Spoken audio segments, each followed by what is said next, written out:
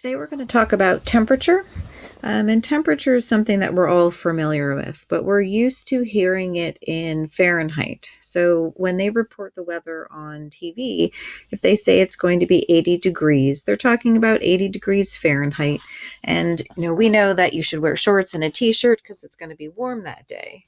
If instead the report said that it was 27 degrees, but they reported it in Celsius instead, you might think that it's going to be cold out, but it's actually the same temperature.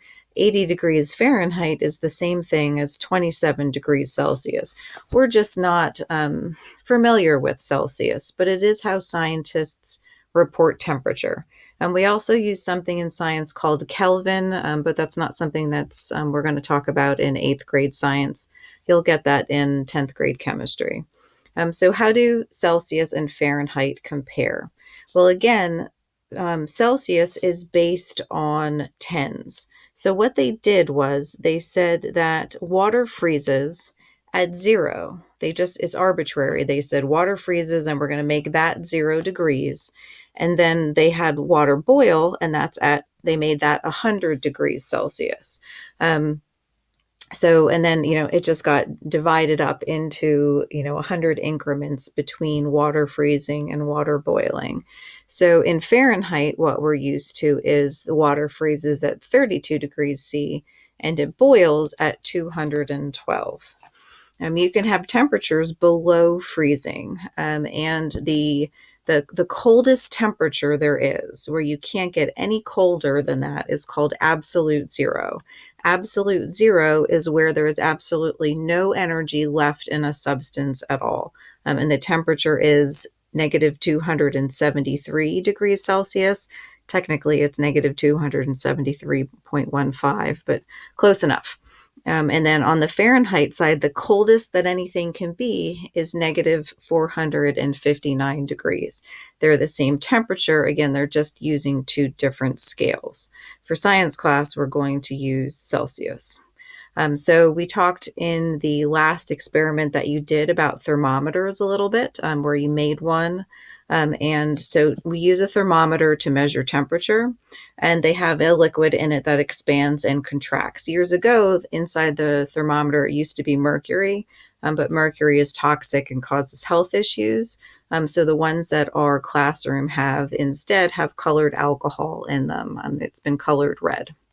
How to take a temperature. This is the kind of question that they ask on the PSSA. They'll have a drawing of thermometers in beakers, and they'll have different pictures showing how you're taking the temperature. So let's say I've got a liquid and I want to take the temperature of it. You want to put the thermometer in the liquid, but it should not actually touch the glass. We have little holders that hold them up that go around the side of the glass. So it actually slips through the top of this holder and helps to hold it in place. But when you take the temperature using a thermometer, it should not be touching the glass. Not touching glass. Or whatever container it happens to be in. But it should be fully submersed in the liquid. So once you leave it sit and the temperature stabilizes that you can read it, then you have to read the thermometer.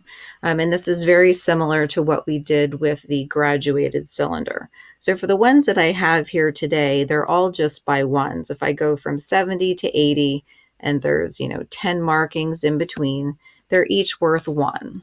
So from here, I would count, here's my 60, here's my 65.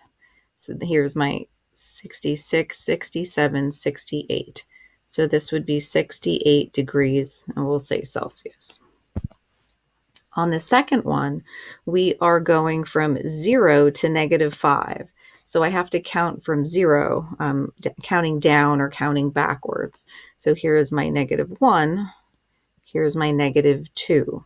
So this thermometer would be negative 2 degrees C. For the next one, again, I'm going from 10 to 20. I have 10 increments, so it's a very simple counting by 1. So I go from 10 to 11. So this one is simply 11 degrees C. And that's all there is to it.